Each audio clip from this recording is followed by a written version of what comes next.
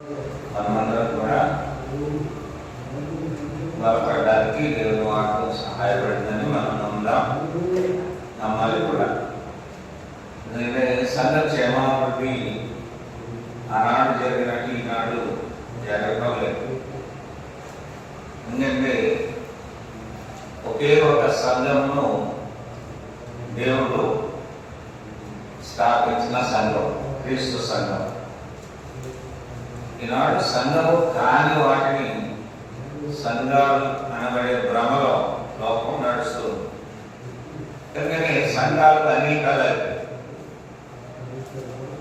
దేవుడు ఒక్కడే అన్న విషయాన్ని, విశ్వాసం ఒక్కటే అన్న విషయాన్ని అంశ పద్ధతిలో చెప్పబడుతుంది. అయితే ఈ రోజున మనము ఈ యొక్క పరిచయులు శాస్త్రులు అనబడే వారిని గురించి మనం కొన్ని విషయాలను పరిశీలించుకుందాం. ఇటువంటి శాస్త్రులు పరిచయులు ఈనాడు యేసుక్రీస్తుని నమ్మి సంఘాల్లో ఉన్నటువంటి వారు, సేవ చేస్తున్న వారు ఎంతో మంది ఉన్నారు. అంటే వారి గుణ లక్షణాలన్నీ కూడా ఈనాడు మనం వీరిలో చూడగలం. దేవుని సంఘము ఆయన చట్ట ప్రకారము ఏర్పాటు చేయబడిన సంఘము, ఆయన యొక్క సంకల్పాన్ని తెలియజేసినటువంటి సంఘం. అందుకే దేవుడు తన స్వరక్త నుంచి సంపాదించిన తన సంఘం. మానవ సంఘాలు బోల్డర్ ఉండొచ్చు, కానీ ఇది దేవుడే తన స్వరక్త నుంచి సంపాదించిన సంఘం. ఈనాడు సంఘం యొక్క విలువ గ్రహించలేనటువంటి వారు కోకొలలుగా లోకంలో ఉన్నారంటే విశాల మార్గము అని మత్తయి సువార్తలో తెలియజేయబడుతుంది. 7వ అధ్యాయంలో మనం చూస్తే ఇక్కడ ఒక మాటను మనం చూడాలి. మత్తయి సువార్త 7వ అధ్యాయము 13-14 వచనాలను మనం పరిశీలిస్తే, ఇరుకు ద్వారమున ప్రవేశించుని నాశనమునకు ద్వారము వెడల్పును, ఆ దారి విశాలమై ఉన్నది, దాని ద్వారా ప్రవేశించువారు అనేకులు, జీవమునకు పోవు ద్వారము ఇరుకును, ఆ దారి సంకుచితమై ఉన్నది, దాని కనుగొన వారు కొందరి, కనుక్కునేవారు కొంతమంది. అంటే క్రీస్తు పక్షంగా నిలబడే వారు ఎంతమంది అంటే కొందరే. అంటే ఇక్కడ 14వ వచనం చూస్తే నాశనమునకు పోవు ద్వారము వెడల్పును అంటాడు. తమను తాము నశింపజేసుకోవడానికి మానవ లోకం ఇష్టపడుతూ ఉంది. అందుకే ఈ దారి ఎలా ఉందంటే, ఈ ద్వారము వెడల్పును, ఆ దారి విశాలమైనది, ఎవరి ఇష్టానుసారంగా వారు జీవించవచ్చు, ఆ యొక్క మార్గంలో వెళ్ళిపోవచ్చు, ఇష్టానుసారమైన ఆరాధన చేసుకోవచ్చు, ఎవరిష్టం వారు. అయితే ఇది ఎక్కడికి కనిపిస్తుంది? నాశనమునకు అని పరిశుద్ధ గ్రంథంలో తెలియజేస్తుంది. మత్తయి సువార్త 7వ అధ్యాయము 13-14 వచనాల్లో ఇరుకు ద్వారమున ప్రవేశించాలి. ఏ మార్గము? ఇరుకు ద్వారం అంటే, ఇరుకు ద్వారం దగ్గర ఏముంటుందంటే రూల్స్ అండ్ రెగ్యులేషన్స్ ఉంటాయి. ఇష్టానుసారంగా దూరేటానికి ఉండదు, దానికి ఒక క్రమం ఉంటుంది. లేదంటే ఆపద వచ్చే ప్రమాదం, ఇబ్బంది ఉంది. ఇరుకుగా ఉన్న ద్వారమే క్రీస్తు ద్వారం. అందుకే ఇక్కడ స్పష్టంగా చెప్తూ ఉంది దేవుని వాక్కు, ఇరుకు ద్వారమున ప్రవేశించండి. ఇది లోకానికి ఇష్టంగా. ఇది ఎలా ఉండాలి? మనకి సులువుగా ఉండాలి, మనకు నచ్చిన విధంగా ఉండాలి. ఇక్కడ క్రమాన్ని పాటించడం కంటే అక్రమము ఎక్కువగా ఉండే అవకాశము ఉండదు. ఏ మార్గంలో నాశనమునకు పోవు ద్వారము, ఇది వెడల్పుగా ఉండాలి, ఆ దారి విశాలమునై ఉన్నది. ఇది ఇష్టమే, దేవుని ఇష్టం జరగదు. ఎవరి ఇష్టం జరుగుతుంది? సంఘంలో దేవుని ఇష్టానికి లోబడే మనుషులు ఉండరు, సంఘ సభ్యులు ఉండరు. అది దేవుని చట్టానికి లోబడిన సంఘం కాదు కనుక ఎవరి ఇష్టం వారు, ఏ సేవకుని ఇష్టం వారు. ఎందుకంటే అటువంటి సంఘాలు సంఘాలను యేసుక్రీస్తు స్థాపించలేదు. మొదటి శతాబ్దంలోనే సంఘం కొరకు ఎంతో ప్రయాసపడ్డారు. అంటే దేవుని బిడ్డలైన మనము వాక్యను బాగా చదవాలి. ఈ మార్గం ఎలా ఉందంటే ఇరుకు ద్వారంలో ప్రవేశించాలి. ఆజ్ఞ ఏ ద్వారంలో ప్రవేశించాలి? నీకు నచ్చిన ద్వారం కాదు. అంటే దాని ద్వారా ప్రవేశించేవారు అనేకులు. నేటి ద్వారా నాశనమునకు పోవు ద్వారము వెడల్పు, ఆ దారి వెడల్పునై ఉన్నది. దాని ద్వారా ప్రవేశించేవారు అనేకులు. జీవమునకు పోవు ద్వారము ఇరుకు. ఎక్కడికి? ఇది చాలా ఇంపార్టెంట్. ఇరుకు ద్వారంలో ప్రవేశించండి అనేసి దేవుని వాక్యం చెప్తుంది. మళ్ళీ ఈ ఇరుకు ద్వారం గుండా వెళితే ఎక్కడికి వెళ్తాం? జీవమునకు వెళ్తాం. ఎక్కడ వెళ్తాం? విశాల మార్గంలో వెళ్తే నాశనం చేసుకుంటాం మనమే.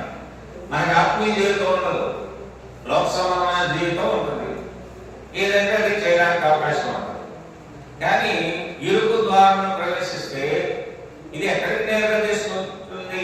జీవమునకు పోవు ద్వారము. 14వ వచనం చివరి మాటల్లో చూస్తే ఆ దారి సంకుచితమై ఉన్నది. చాలా ఇరుకు ద్వారం. ఇక్కడ దేవుని చట్టమే జరుగుతుంది, దేవుని ఇష్టమే నెరవేర్చబడతారు, దేవుని ఆజ్ఞలే పాటించబడతారు, దేవుడు చెప్పిన ఆరాధనే ఉంటుంది. కనుక ఆ దారి సంకుచితమై ఉన్నది. దాన్ని కనుగొని వారు కొందరు, దాన్ని తెలుసుకునే వారు ఎంతమంది? కొందరు. అయితే మత్తయి సువార్తలో మనము 23వ అధ్యాయంలో చూస్తే ఈ శాస్త్రులు, పరిసయ్యులు లాంటి స్వభావం కలిగిన వ్యక్తులు సంఘాల్లో ఉన్నారండి. సేవ చేసే వారిని కూడా చూస్తుంటాం. విశ్వాసులుగా చలామణి అవుతుంటారు, తమ భక్తిని కనబరుస్తూ ఉంటారు. అంటే ఇక్కడ దేవుని వాక్యం చెప్పినప్పుడు దాన్ని అన్వయించుకోవాల్సిన బాధ్యత ఉంది, తెలుసుకోవాలి. 23వ వచనం. అయ్యో 23వ అధ్యాయము మత్తయి సువార్త. అయ్యో వేషధారులైన శాస్త్రులారా, పరిసయ్యులారా, మీరు పుదీనాలోను సోపులోను జీలకర్రలోను 10వ వంతు చెల్లించి ధర్మశాస్త్రంలో ప్రధానమైన విషయములను అనగా న్యాయమును కనికరమును విశ్వాసమును విడిచిపెట్టితిరి. ఎవరు విడిచిపెట్టేశారు? న్యాయం లేదు, కనికరం అంతకంటే లేదు, విశ్వాసం అసలు లేదు. ఈ మూడు క్రైస్తవులకు ఉండాలి.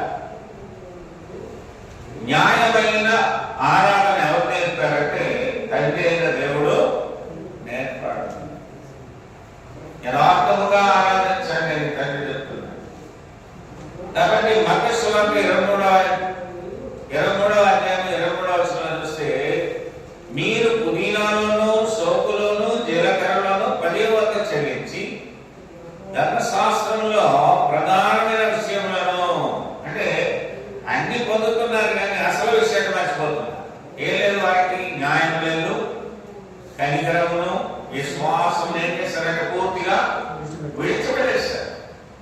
ఈనాడు కూడా అటువంటి వారిని మనము క్రైస్తవ సంఘములో, సమాజంలో చూడవచ్చు. వాటిని మానక వీటిని చేయవలసి నేను ఇక్కడ న్యాయము కలిగి ఉండాలి దేవుని బిడ్డలు. అయితే ఈ యొక్క వేషధారులైన శాస్త్రులు ఎలా ఉన్నారు, పరిసయ్యులు ఎలా ఉన్నారంటే వారికి న్యాయం అనేది లేదు, రెండవది కనికరం లేదు, మూడవది విశ్వాసం అసలు లేదు, విడిచిపెట్టేస్తారు. ఈనాడు కూడా అటువంటి వారు సంఘాల్లో ఉన్నారు. దేవుడు న్యాయం చేస్తున్నాడు మన పక్షంగా. మనం న్యాయంగా నడుచుకోవాలన్నటువంటి ఆలోచన లేని సంఘ బిడ్డల మధ్య మనం ఉన్నాం, సమాజంలో మనం ఉన్నాం. మనమందరం ఏం కలిగి ఉండాలంటే న్యాయం కలిగి ఉండాలి. ఎవరి పక్షాన? దేవుని పక్షంగా న్యాయమే మాట్లాడాలి. న్యాయమైన వాక్యం మనకి ఇవ్వబడి యోహాను సువార్త 17వ అధ్యాయం 17వ వచనంలో ఒక చక్కటి వాక్యం ఉంది. సత్యమందు వారిని ప్రతిష్ఠ చేయమనే వాక్యమే సత్యము. వాక్యం గురించి ఎందుకు అంతగా ప్రస్తావిస్తున్నారంటే అనేకులు తప్పిపోతున్నారు. దేవుని ఏదైనా కనికరం లేని వారు, న్యాయం లేనటువంటి వారు, విశ్వాసం లేనటువంటి వారు ఉన్నారు. ఆనాడు వేషధారులైన శాస్త్రులుగా, ఈనాడు కూడా అనేకులు వేషధారణ కలిగి దేవుని ఎదుట జీవిస్తున్నటువంటి వారు ఉన్నారు. అటువంటి వారు సంఘాల్లో ఉన్నారు, సంఘాల్లో బోధిస్తూ ఉన్నారు. సంఘంలో క్రైస్తవులుగా లేదా వేషధారులుగా లేదా విశ్వాసులుగా చాలా మంది అవుతున్నారు. కానీ నిజానికి వారు ఏమైనారు? అవిశ్వాసులే. వారికి ఏం లేదంటే న్యాయం లేదు. న్యాయం ఎందుకు ఆలోచన చేయాలి? మనము యేసుక్రీస్తు మన కొరకు సిలువను మోస్తున్నటువంటి దైవము కదా. ఆయన ఎడల ఈనాటికి కూడా న్యాయమైన రీతిలో ఆలోచన లేనటువంటి వారు ఎంతో మంది వాక్యానికి వ్యతిరేకంగా జీవిస్తున్నటువంటి వారు, ఆరాధించే వారుగా ఉంటున్నారు. రెండవది కనికరము కలిగి ఉండాలి. యేసుక్రీస్తు పక్షంగా మనం కనికరం కలిగి ఉండాలి. అసలు కనికరం ఉందా మనకి? అసత్య బోధలు జరుగుతూ ఉన్నాయి, అబద్ధ బోధలు జరుగుతూ ఉన్నాయి.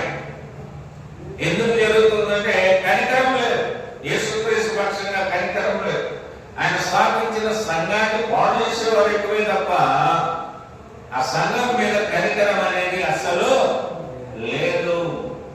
ఈనాడు అనేకమైన వ్యత్యాసాలు, భేదాలు, అసూయ, కల్పష, అబద్ధ బోధలు, దుర్బోధలు, దయ్యము బోధించిన బోధలు, దయ్యపు బోధలు ఎందుకు వస్తున్నాయంటే యేసుక్రీస్తు యొక్క మాటను వాడుకుంటున్నారే తప్ప యేసుక్రీస్తు పక్షంగా న్యాయముగా లేని విశ్వాసులను మనం చూస్తున్నాం, సేవకులను మనం చూస్తున్నాం. కనికరము లేనటువంటి వారుగా ఉంటున్నారు. విశ్వాసమును విడిచిపెట్టి అసలు విశ్వాసమే వారికి లేదు. అటువంటి స్థితిలో ఈ వేషధారులైన శాస్త్రులు, పరిచయులు ఉన్నారు. మనమైతే ఆ రీతిగా ఉండకుండా కొద్దివారమైన కొంతమంది అయినా లోకానికి అంతా సాటి చెప్పారన్న, కానీ ఈ ఓడలో ప్రవేశించింది అంతమంది మనం గుర్తు చేసుకోవాలి. ఇక్కడ కూడా ఇరుకు ద్వారంలో ప్రవేశించిన వారు ఎంతమంది వినరు, దేవుని మాట వినడం లేదు. నాడు వినినట్టు వేషములు వేస్తున్నారు దేవుని యొక్క. అందుకే వేషధారులు అన్నారు. వేషములు పరిచయం వాటిని మానక వీటిని చేయవలసి ఉన్నాను. 2:24 వచనంలో చూస్తే వీరికి కంటి చూపు ఉండదు. కంటి చూపు అంటే మామూలు కళ్ళు ఉంటాయి, మనోనేత్రాలు ఉండవు. ఏ నేత్రాలు ఉండవు? అది చూసుకోవాలి. అందులైన మార్గదర్శకులాగా వీరికి మార్గం తెలియదు. యేసుక్రీస్తు చెప్తున్నాడు, నేనే మార్గము, సత్యము, జీవమని యేసుక్రీస్తు వాక్యము చేత మనతో మాట్లాడుతూ ఉంటే వీరికి ఏం కనిపిస్తుందంటే చీకటిలోనే నడుస్తున్నారు. అందుకని అందులైన మార్గదర్శకులారా. ఈనాడు అబద్ధం బోధించేవారు గుడ్డి అంటే పక్క త్రోవలో నడిపించేవారు. అందులో వారికి దారి తెలియదు. కనుకనే అందులైన మార్గదర్శకులారా దోమ లేకున్నట్లు వడియబెట్టి ఒంటెను మింగు వారు మీరే ఒంటె మింగారని చూస్తారు.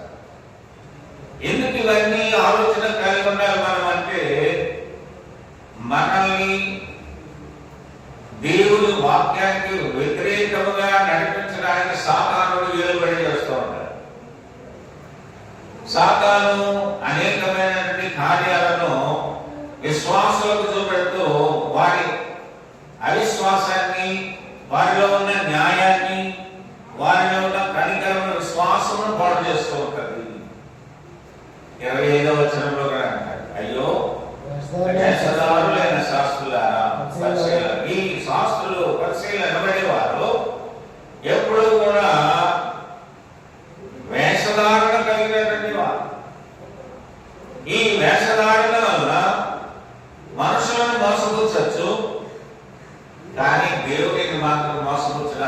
పక్షము లేదు. ఎందుకంటే మన హృదయాంతరంగమును ఎరిగిన గొప్ప దేవుడు ఆయన.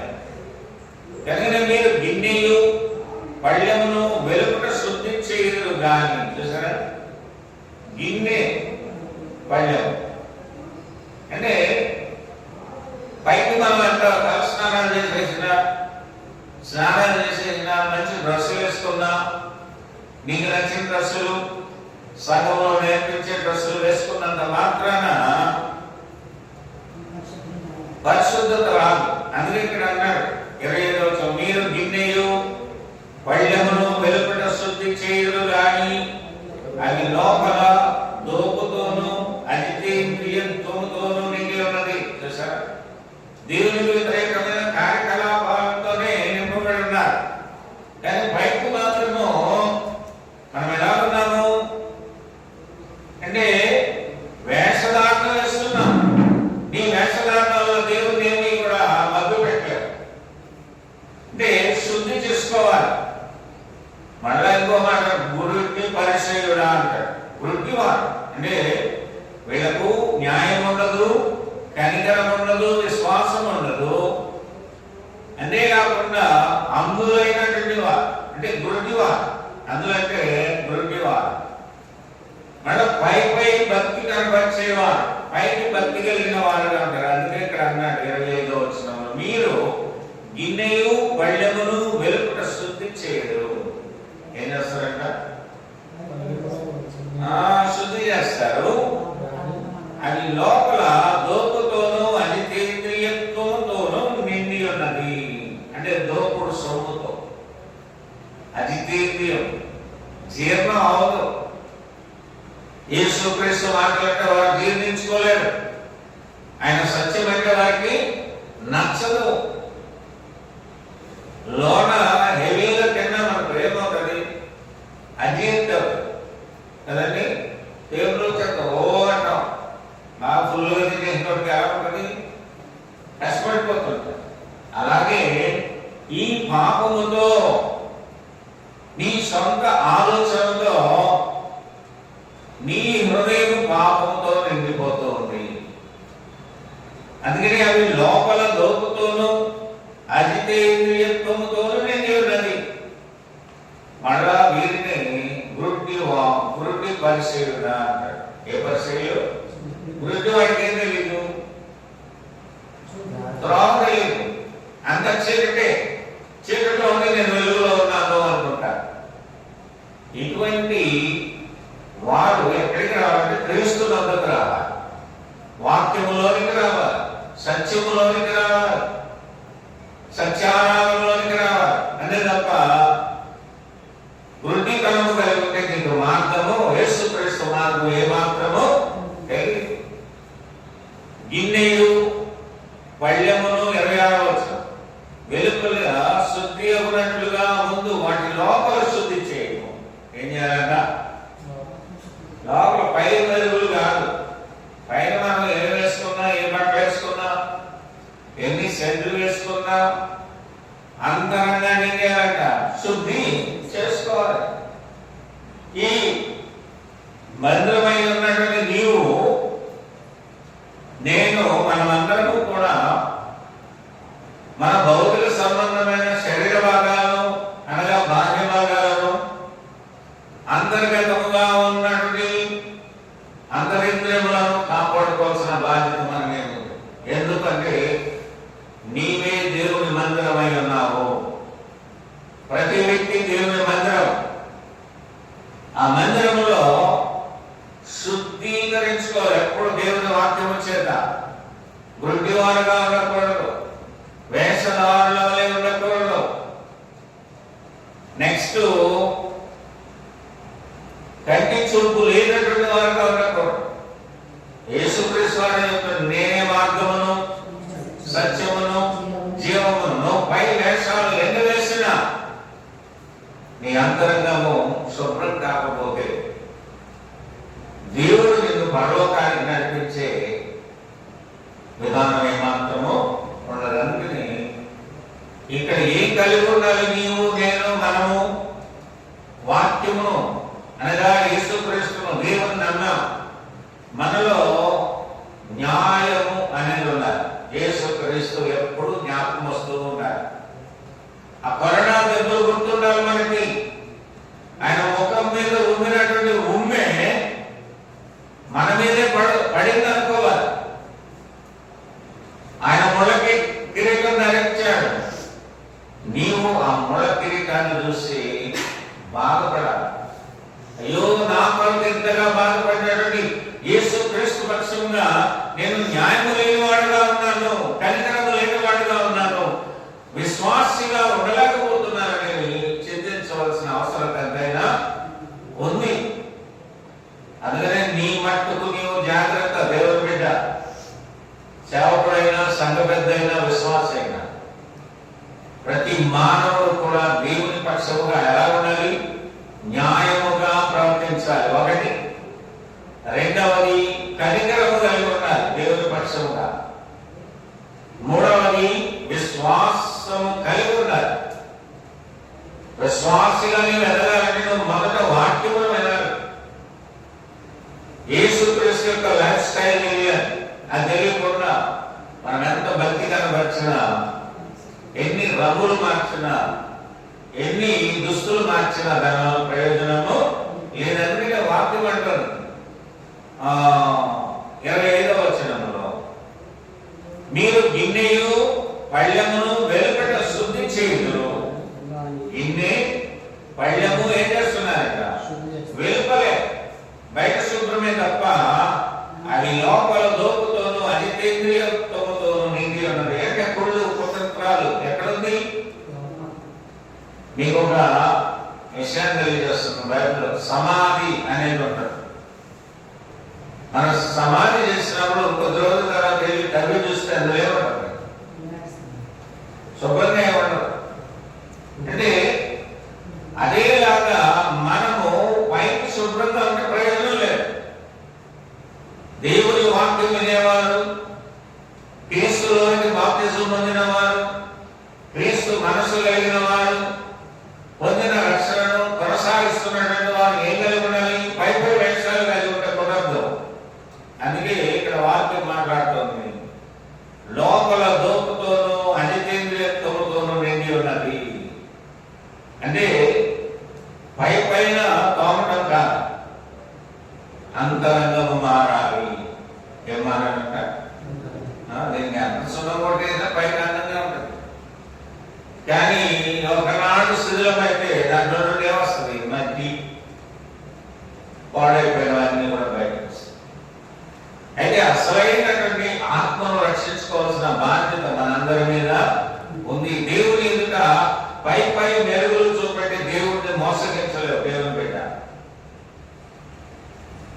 సేవకుడైనా, సంఘంలో ఉన్నవారైనా, దేవుడిని మెప్పించాలి అంటే నీవు న్యాయముగా నడుచుకోవాలి, కనికరము కలిగి ఉండాలి, విశ్వాసమును విడిచిపెట్టకుండా నీ యొక్క జీవితము కొనసాగించాలి. అయితే మీరు ఏం కలిగి ఉన్నారు? 26వ వచనంలో, వృద్ధి పరిశీలుడా, గిన్నెయు పళ్ళెమును వెలుపల శుద్ధి అగునట్లుగా ముందు వాటి లోపల శుద్ధి చేయము.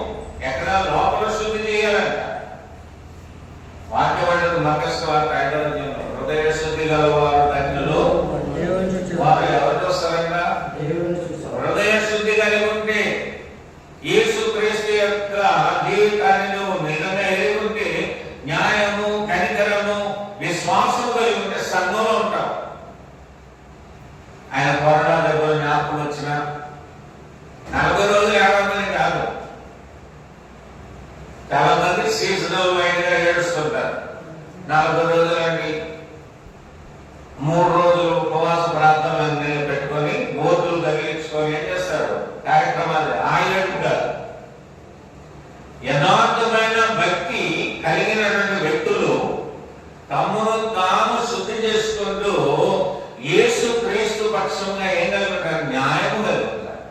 రెండవది కనికరము కలుగుతారు, విశ్వాసము కలుగుతారు. ఈ 3 లేకపోతే అంతరంగము మారే అవకాశము లేదంటే మత్తయి సువార్తలో ఈ మాటలు తెలియదు. గురుట్టి పరిచయుడా 26వ వచనంలో, గిన్నెయు పళ్ళెమును వెలుపల శుద్ధి అగునట్లుగా ముందు వాటిని లోపల శుద్ధి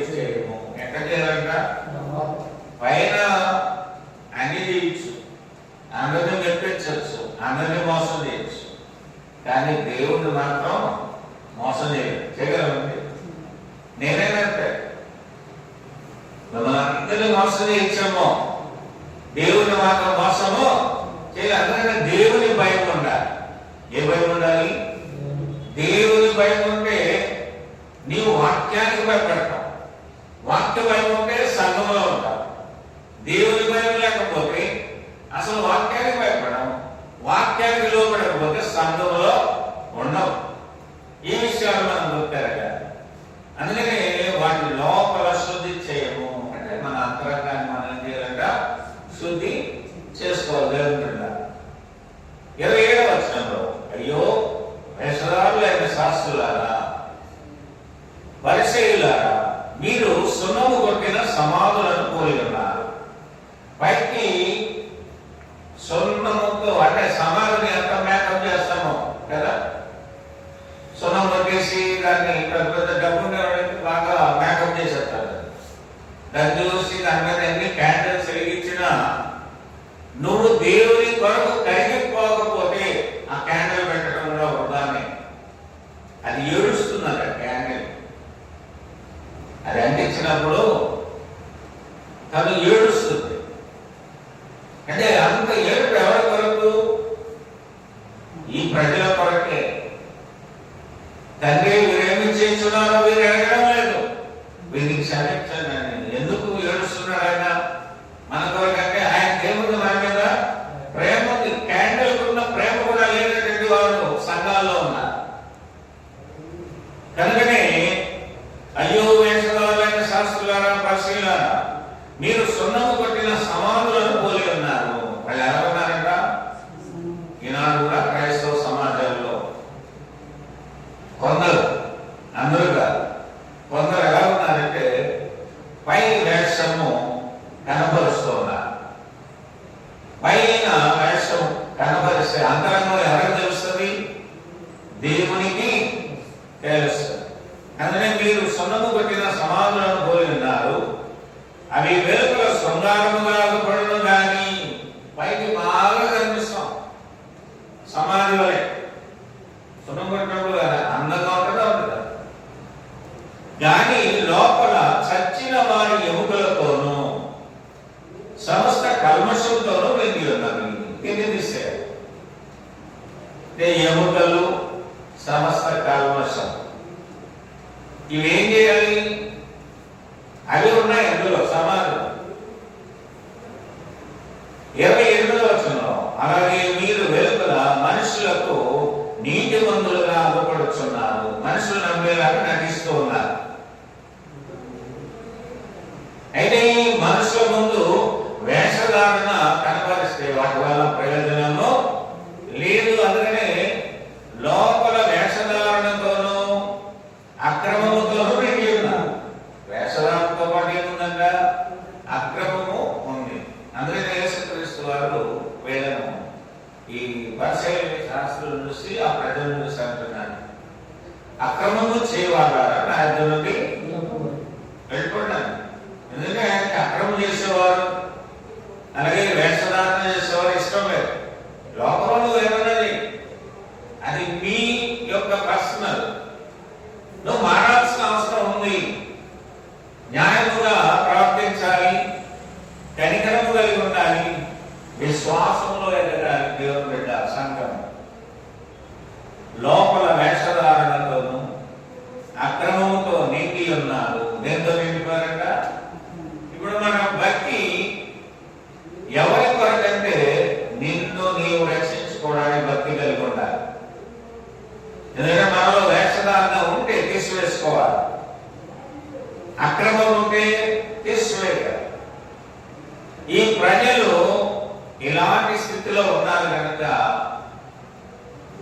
అక్కడ దేవుని వాక్యం వారితో మాట్లాడుతూ, నేను మన మధ్య కూడా దేవుడు ఆయన స్వరాన్ని వినిపిస్తున్నాడు. దేవుని బిడ్డలారా, కాబట్టి ఎలాంటి వారుగా ఉండకూడదు మనము అంటే పై వేషధారణ కలిగిన వారుగా ఉంటే. మనం ఈనాడు లోకంలో చూస్తే సీజనల్గా డ్రెస్సులు మారిపోయే వ్యక్తిని మనం చూస్తున్నాం లోకంలో కదండి. రంగులు మారుస్తాం. అంటే దేవుడు అన్నాడు, నేను ఎప్పుడూ ఒకేలా ఉన్నాను, మీరు ఎందుకు ఇలా ఉండలేకపోతున్నారు? దేవుడు నిన్న నేడు నిరంతరము ఏకరీతిగా ఉన్న దేవుడే. మరి మీరు రక్షణ పొందిన నాటి నుండి ఒకేలాగా ఎందుకు లేరు? ఎందుకు మారిపోతున్నారంటే మీలో న్యాయము లేదు, కనికరము లేదు, విశ్వాసమును విడిచిపెట్టారు కదా. దేవుడు పెట్టారా? మనమందరం కూడా వీటిలో ఎలా ఉండాలంటే నమ్మకముగా మనమందరం జీవించాలి. ఇలాంటి స్థితిలో ఎంతవరకు ఉండాలి? మనం చనిపోయేదాకా వరకు కూడా మనం ఆ రీతిగా ఉండాలి. చూడండి 24వ అధ్యాయంలో మత్తయి సువార్త 11, 12, 13 వచనాలు చూడండి. అనేకులైన అబద్ధ ప్రవక్తలు వచ్చి పలువురిని మోసపరిచెదరు. అక్రమము విస్తరించుట చేత అనేకుల ప్రేమ చల్లారును. అంతము వరకు సహించిన వాడెవడో వాడే రక్షింపబడును. అంతము వరకు అంటే మరణ పర్యంతం వరకు మనం ఎలా ఉండాలంటే నమ్మకముగా ఉండాలి. అయితే ఈ మధ్యలో కొందరు చొరబడుతున్నారు సంఘాన్ని కొనలేదని. ఎవరన్నా? అనేకులైన అబద్ధ ప్రవక్తలు వచ్చి పలువురిని మోసపరిచెదరు. అంటే మోసం జరుగుతూ ఉంది. రెండవది అక్రమము విస్తరిస్తూ ఉంది. ప్రేమ చల్లారిపోతుంది. ఒకప్పుడు ప్రేమతో ఉండేవారు అందరూ. ఇప్పుడు ఆ ప్రేమలు, లోక సంబంధమైన ప్రేమలు ఎక్కువైపోయాయి. ప్రేమ గురించి ఒక పాట ఉంది, ప్రేమ యేసుని ప్రేమ. ఆ పాటలో అందరి గురించి చక్కగా ఆ పాట రాయబడింది. అంటే ధరణిలోని ప్రేమలన్నీ స్థిరము కాదు. ధరణిలో ఎవరు ఏ ప్రేమ చూపెట్టినా క్రీస్తు ప్రేమకు సమానమైన ప్రేమ మాత్రము కాదు. డబ్బు ఉంటే ప్రేమ, అందం ఉంటే ప్రేమ, మన కులమైతే మనకి ప్రేమ, మన భాష కలిగిన వాళ్ళైతే మనకి ప్రేమ, ఆస్తి ఉంటే ప్రేమ, నువ్వు అందంగా అన్ని అవయవాలు బాగుంటే నీ మీద ప్రేమ. అంటే దేనికి? లోక సంబంధమైన ప్రేమ. అయితే అక్రమము విస్తరించడం చేత అనేకుల ప్రేమ చల్లారను. ఇప్పుడు ప్రేమ లేకపోవడానికి కారణం ఏంటంటే అక్రమము. ఈ అక్రమము ఉన్న చోట ప్రేమ ఉండే అవకాశము. క్రీస్తులో అక్రమం లేదు.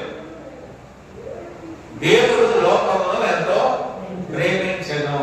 దేవుడు ప్రేమిస్తూనే ఉన్నాడు లోకాన్ని. అందుకని మనకు పుట్టినప్పటి నుండి ఆయన ప్రేమలో ఎక్కడైనా వ్యత్యాసం ఉందా?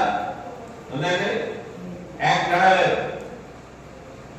తల్లి గర్భంలో పడింది మొదలుకొని ఆయన మీద ఏముందంటే ప్రేమే ఉంది. ఇంకా ప్రేమిస్తూనే ఉన్నాడు దేవుడు. ప్రేమతోనే ఉంటాడు. కానీ మానవ ప్రేమ అటువంటిది కాదు. మన స్థితిగతులను బట్టి, ఉన్నవాటిని బట్టి మన మీద ప్రేమ పుట్టుకొచ్చే రోజుల్లో ఉన్నాం. అయితే మనము 13వ వచనంలో చెప్పినట్టు అంతము వరకు సహించిన వాడెవడో వాడే రక్షింపబడము. రక్షణ పొందుకోవాలంటే చివరి దాకా మనం ఓర్చుకోవాలి. స్టెప్స్ ఎక్కడం మీకు కష్టం కదండి. నేను ఎక్కినట్టు ఎక్కలేదు. ఎక్కువస్తున్నారంటే మీకేముంది? దేవుని మీద, వాక్యం మీద ప్రేమ ఉంది. ఇప్పుడు అన్ని అవయవాలు బాగుండి మనం సంఘంలోకి వెళ్ళలేదనుకో, మనకి దేవుని మీద కనికరం లేదు, ప్రేమ లేదు, న్యాయము లేదు, విశ్వాసం కూడా లేదని మనం నిర్ణయించుకోవాలి. రిజల్ట్ మీ దగ్గర ఉంది. కనుక ఈ విషయాలు మనకు తెలియాలంటే చదవాలి బైబిల్, లేదా వినాలి. చూడండి 15వ వచనంలో, కాబట్టి ప్రవక్త అయిన దానియేలు ద్వారా 24వ అధ్యాయము 15వ వచనం మత్తయి సువార్త. కాబట్టి ప్రవక్త అయిన దానియేలు ద్వారా చెప్పబడిన నాశనకరమైన హేయ వస్తువు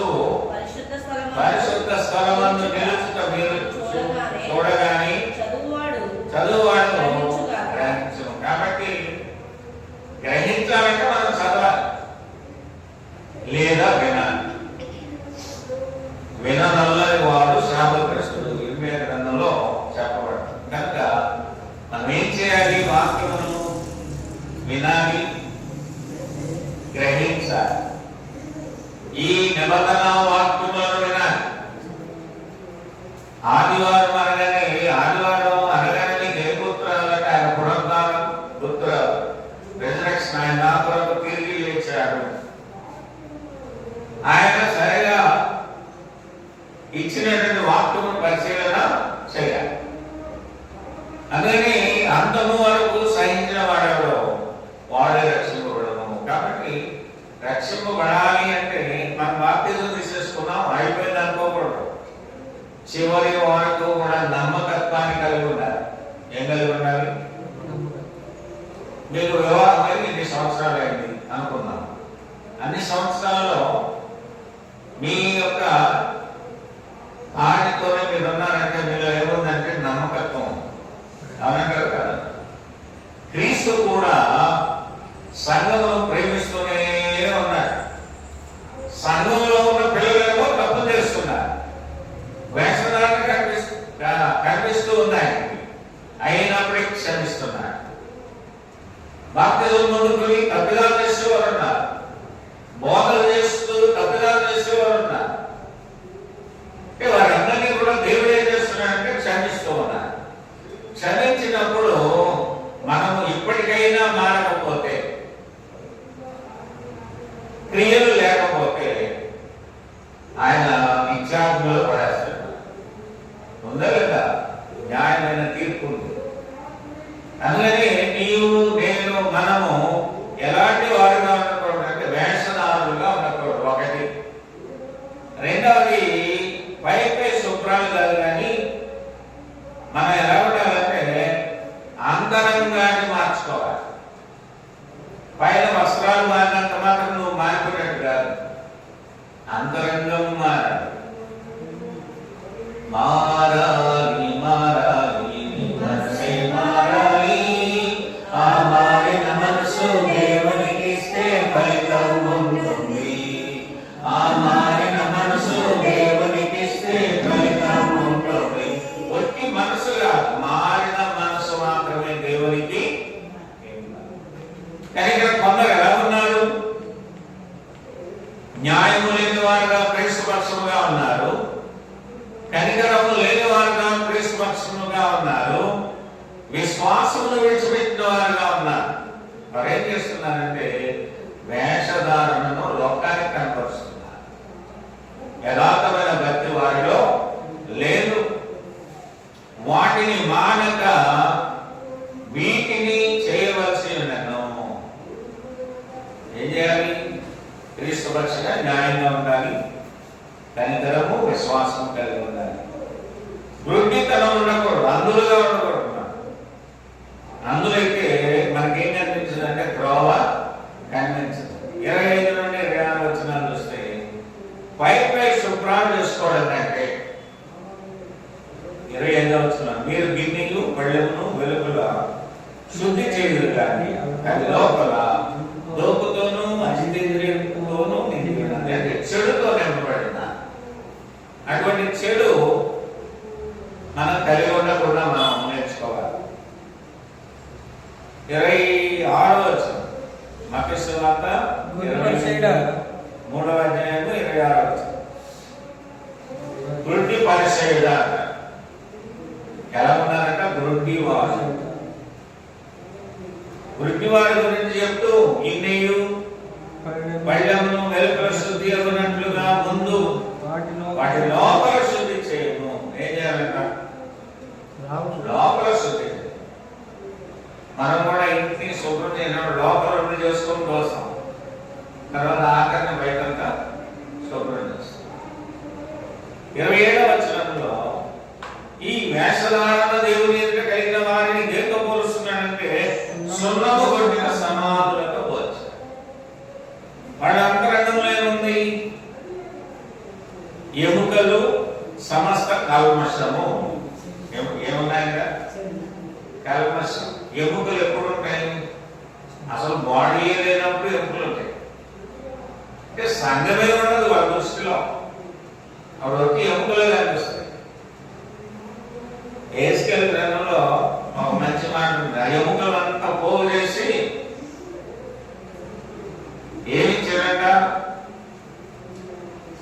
మాంసాన్ని తొడిగాడు, చర్మాన్ని తొడిగాడు, జీవమునిచ్చిన తర్వాత అవన్నీ కూడా మహాసైన్యముగా ఈనాడు కూడా ఒట్టి ఎముకలే కనిపిస్తున్నాయి. ఎక్కడ చూసినా ఎముకలలో జీవము ఉంటుందా? ఉంటుందండి.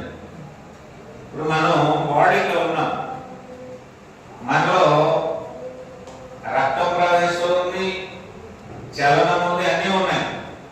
ఒట్టి ఎముకలోనే ఉంటుంది, ఏముండే అవకాశం లేదు. కనుకనే అయ్యో వేషధారులైన శాస్త్రులారా, 27వ వచనం, పరిసయ్యులారా, మీరు సున్నము కొట్టిన సమాధులను పోలి ఉన్నారు, అవి వెలుగుల శృంగారముగా అగపడును. అందంగా కనిపిస్తాం, లోపల చచ్చిన వారి ఎముకలతోనూ. ఏ ఎముకలంగా? ఇప్పుడు మనం ఉన్నట్టు సమాధుల దొడ్లోకి వెళ్ళి చూస్తే అక్కడక్కడ కొన్ని ఎముకలు కనిపిస్తాయి. అంటే అలాగా మనము ఎలా కనిపిస్తున్నాము? ఎముకలతోనూ సమస్త కర్మశంతోనూ నిండి ఉన్నాం, నిండి ఉన్నది. అయితే మనం ఎలా ఉండాలి? అలాగే మీరు వెలుగుల మనుషులకు నీతిమంతులుగా పడుతున్నారు, కానీ లోపల వేషధారణతోనూ అక్రమముతోనూ నిండి ఉన్నారు. వేషధారణ దేవుని ఎదుట కలదు, అక్రమము చేయకూడదు. ఈ రెండు విషయాల్లో మనం జాగ్రత్త కలిగి ఉండాలి. అందుకే లోపల కడుక్కోవాలంట. బాప్తిజం అంటే పైన ఒక్కొక్క రకమైన బాప్తిజాలు ఇచ్చేవారు. ఆ బాప్తిజాలు తీసుకున్నంత మాత్రం మాత్రమే కాదు, నీ అంతరంగము మారాలి. అంటే బాహ్య భాగాలను భద్రం చేసుకుంటూ అంతరంగం మారాలి. అందుకని ఇక్కడ మాట్లాడినాడు, లోపల వేషధారణతోనూ అక్రమముతోనూ నిండి ఉన్నారు. అంటే డైరెక్ట్ మాట్లాడుతున్నాడు. మనం అట్టి వారిగా కాకుండా క్రీస్తు పక్షముగా, క్రీస్తు సంఘము పక్షముగా, వాక్యం పక్షంగా ఎలా ఉన్నాం? న్యాయముగా ఉండాలి, కనికరము కలిగి ఉండాలి, విశ్వాసము కలిగి ఉండాలి. ఇవి లేకుండా మనం ఏ భక్తి చేసినా దానివల్ల ప్రయోజనము లేదు. కనుక ప్రేమ దేవుని బిడ్డలారా, వెలుగులే కాదు, శుద్ధి, హృదయము మారాలి, హృదయ శుద్ధి కలిగి ఉండాలి. అందుకే 25వ వచనం, మీరు గిన్నెయు పళ్ళెమును వెలుపల శుద్ధి చేయగలరు, కానీ అవి లోపల దోపుతోనూ అజితేంద్రియత్వముతోనూ నిండి ఉన్నవి. కాబట్టి మనల్ని మనము బాగు చేసుకోవాలి. మనల్ని బాగు చేసే ఒక మంచి కర్మాగారం ఏంటంటే సంఘమే. లోకంలో కలిపి అన్ని నేర్చుకోవచ్చు. అందుకే దేవుడి వాక్యం విశాలమార్గమున పోవారు అనేకులంట, ఇరుకు ద్వారమున ప్రవేశించేవారు కొందరే. నీ ఇష్టం, ఇరుకు మార్గంలో ఏమైనా చేయొచ్చు, ఎప్పుడైనా కూర్చోవచ్చు. ప్రాంతంలో సంఘానికి ఒక క్రమం ఉంటుంది కదా. యేసుక్రీస్తు క్రమం కలిగిన దేవుడు, ఆయన పిల్లలు కూడా ఎలా ఉండాలి? క్రమం కలిగి ఉండాలి, అక్రమం కలిగి ఉండకూడదు. ప్రారంభ ప్రార్థన ఎలా వచ్చేయాలన్నాడు ఆయన. అంటే చూడండి, ముహూర్తాలు అది పెట్టాడు, ఆ టైంలోనే చేస్తాడు. దేవుని పిల్లలమైన మనము ఇంకా గట్టిగా ఉండాలి. మన విశ్వాసం, నీ విశ్వాసం నేనేం చేస్తుందంటే స్వస్థతనిస్తుంది, అంటే బాగు చేస్తుంది. స్వస్థత అంటే మనం రోగాలతో ఉన్నాం, ఆ రోగాలన్నీ బాగాలంటే మనం ఏం కలిగి ఉండాలి? విశ్వాసులుగా ఉండాలి, నిజ విశ్వాసి. నువ్వు తీసుకున్న బాప్తిజం నిజమని నువ్వు నమ్మగలిగితే, నీ దేవుడు నిజ రక్షకుడని నీవు నేను మనము నమ్మగలిగితే సమయాన్ని పాటిస్తాం. ఆయన నిజంగా రక్షకుడని మనం ఆలోచన కలిగి ఉంటే యేసుక్రీస్తు పక్షముగా న్యాయముగాను కనికరముగాను విశ్వాసము కలిగిన వారుగా ఉంటాం. లేకపోతే అన్యాయాన్ని చేస్తున్నాం. అప్పుడు మనం ఏమై ఉంటాం? వెలుపల భక్తి ఉంటుంది తప్ప వెలుపల మనం ఎన్ని రంగులు మార్చిన అంతరంగాన్ని పరిశీలించేది ఎవరండి? దేవుడే. కనుక దేవుని భయంతో భక్తితో మనమందరం ముందు కొనసాగుదాం. ఈ పరిచయాలే శాస్త్రుల వలె ఉండకూడదు. నిజ క్రైస్తవుల వలె ఉండాలి. దేవుని కుమారులుగా కుమార్తెలుగా ఉండాలి. వాక్యానికి లోబడాలి. సంఘం యొక్క చట్టము దాని పరిధి ఏంటో తెలుసుకోవాలి. నిజమైన దేవుని పిల్లలుగా సోదరులుగా సోదరులుగా మీరందరూ మనమందరము క్రీస్తు పక్షంలో మనం నిలబడతాం. సత్యాన్ని లోకానికి తెలియజేద్దాం. అసత్యానికి దూరముగా, చెడు కార్యాలకు దూరముగా, చెడు వ్యసనాలకు దూరంగా ఉండి మన ఆత్మీయ జీవితాలను, మన కుటుంబాలను, మనమున్న ప్రాంతాలను మనం రక్షించుకుందాం. ఈ మాటలు విన్న మీ అందరికీ కూడా ఒకసారి వందనాలు తెలియజేస్తూ వాక్యాన్ని